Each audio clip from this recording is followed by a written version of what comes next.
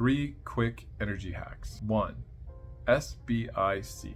Shift before I create. Now, if I know I've been triggered, I'm upset, or I'm getting overly upset at something that should be a surface level situation, I know that this should be water off a duck's back, but for whatever reason, I'm letting it get to me.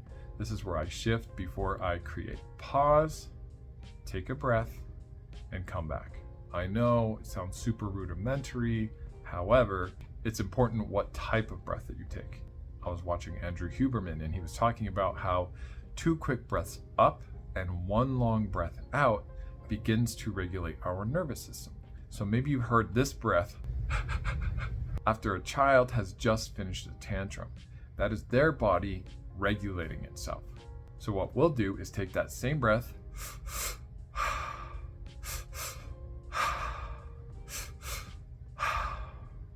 try it a couple times, and you'll notice within a few seconds you start to feel more calm, more relaxed, more grounded. Now you may get to go do this for 5 seconds, you may get to go do this for 5 minutes, you may get to do this on your lunch break and then come back. This rule can save you a lot of trouble. When we are triggered, dysregulated, or super angry, our brain does not work the same.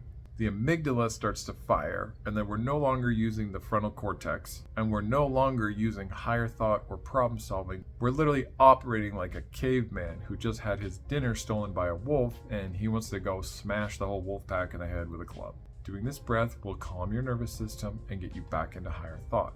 From there, you can make clearer, healthier, better decisions. There are so many lives and relationships and business deals that have been ruined because one or more of the parties involved couldn't regulate their nervous system. I guarantee there's a lot of people in prison who wish they had learned this rule. Pausing, taking a breath, getting calm, and then coming back to the table after they've shifted. Shift before I create.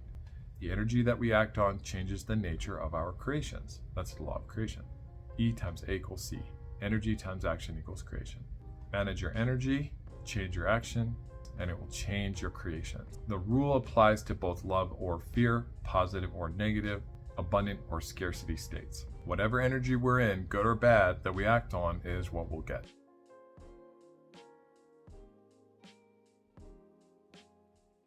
So the next one is delete, release, forgive.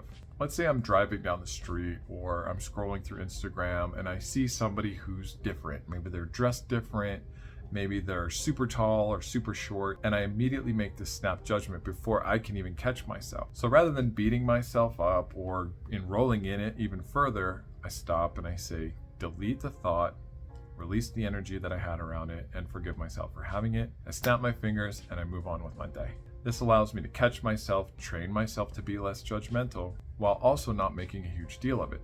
If I focus on it more, it will actually expand. Judgment is a fear-based mentality. It's not up to me to decide how anybody should look or live or act or feel. It's my job to manage myself. It's their job to manage theirs. In shamanism, judgment is an energy leak, just like addiction or attachment. Delete, release, forgive, snap your fingers, and then focus on the road or whatever it is you are doing. Then we have the chi hack. Now, in some metaphysical practices, we are taught that our left hand is our receiving hand and our right hand is our projecting hand. And then I get ready to project that energy out of this hand into this hand. I stop and write whatever emotion I'd like to feel right now. And you can use the emotion hack worksheet that I gave you to get the answers for this. So if I'm feeling fear, that is the issue. The solution is courage. Courage will help me move through this fear. So if I'm feeling frustrated, frustration is the issue. Calm, ease, or forgiveness is the love-based energy that I will use to move through this. So if I'm feeling lost or disconnected, the issue is feeling lost or disconnected. Therefore, the solution must be connection and knowing. Maybe I'm feeling anxiety and I would like to shift into peace. So it's as simple as writing the word Peace and I push it into this hand.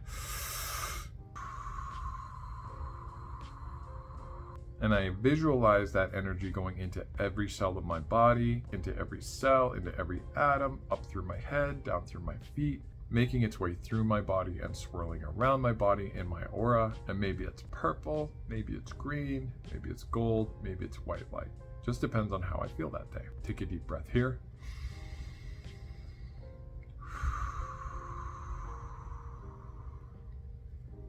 Maybe you're having an uncomfortable conversation with somebody. You can actually do this with your hands in your hoodie pocket or behind your back. You can do this while you're driving. You can do this at the grocery store.